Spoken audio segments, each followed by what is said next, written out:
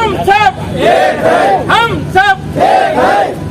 आरक्षणाच्या हक्काच्या नाही कुणाच्या बापाचा, आरक्षणाच्या हक्काच्या नाही कुणाच्या बापाचा. आवाज दो आवाज दो 114 का बलिदान याद करेगा हिंदुस्तान, 114 का बलिदान याद करेगा हिंदुस्तान.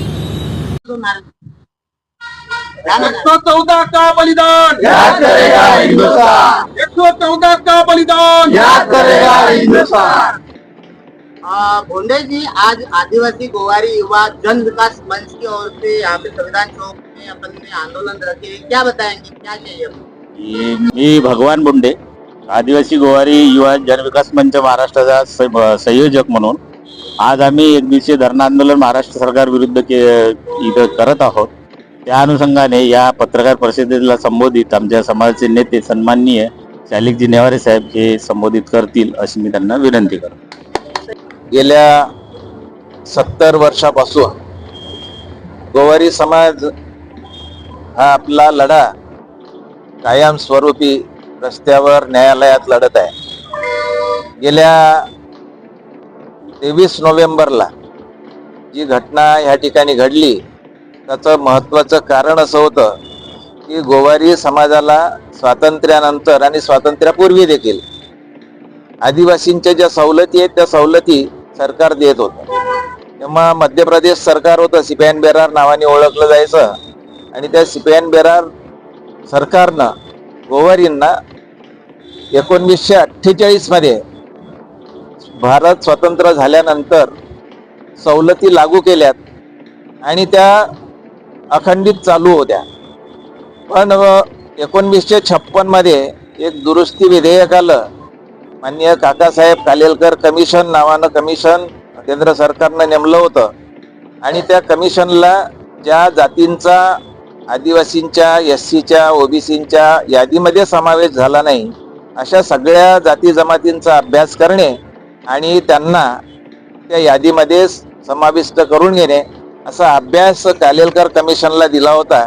आणि कालेलकर कमिशननं गोवारी समाजाची शिफारस जी आहे ती अनुसूचित जमातीच्या यादीत नोंदवण्यासाठी सरकारकडे केली होती.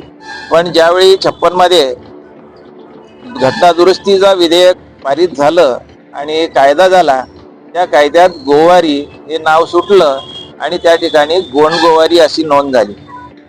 आता गोंड गोवारी नोंद झाली, ही नोंद कोणाची आहे? सरकारनं तर कुठे मागणी केलेली नव्हती, आयोगानं तर शिफारस केलेली नव्हती, पण हे गोंड गोवारी आलं कसं? आणि मग सरकारशी आमची जेव्हा चर्चा सुरू झाल्या तत्कालीन नेत्यांच्या, तेव्हा सरकारनं असं सांगितलं की तुमचीच नोंद ही गोंडगोवारी झालेली आहे आणि त्यामुळे गोंडगोवारी सर्टिफिकेट तुम्ही घेऊ शकता. आणि तेव्हापासून आम्हाला गोंडगोवारी सर्टिफिकेट मिळणं देखील सुरू झालं. गोवारी नसल्या तरी गोंडगोवारी चालेल आणि म्हणून आम्ही गोंडगोवारी सर्टिफिकेट घेतल्यात.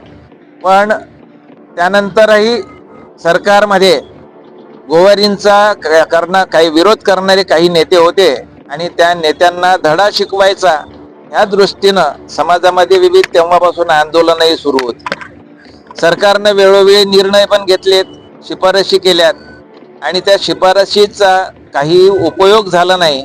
कारण शेवटची शिफारस ही 1979ला झाली होती आणि 81ला सरकारनं वापस घेतली आणि गोवारींना गोंडगोवारी नावानं मिळणाऱ्या ज्या सवलती होत्या त्या 85च्या GRनं बंद केल्यात. आणि तेव्हापासून गोवारींचा लढा जो आहे हा लढा तीव्र झाला. 1994 मध्ये ह्या आक्रोशातूनच एक मोठा मोर्चा आम्ही काढला होता आणि त्या मोर्चामध्ये आमचे 114 बांधव शहीद झालेत आणि तरीही शासनाला दखल घेता आली नाही. शासनाने याची दखल घेतली नाही आणि उलट पक्षी जे आमची मागणी नव्हती ती मागणी आमच्यावर लादली आणि ती SBC कॅटेगरी म्हणून गोवारींना 2% देणं सुरू केलं. 2% मध्ये गोवारींचं भरपूर काही करता आलं असतं, पण तत्कालीन सरकारनं त्यावरही हे ओढलं, आसूड ओढलं आणि त्यात 41 जमातींचा समावेश केला.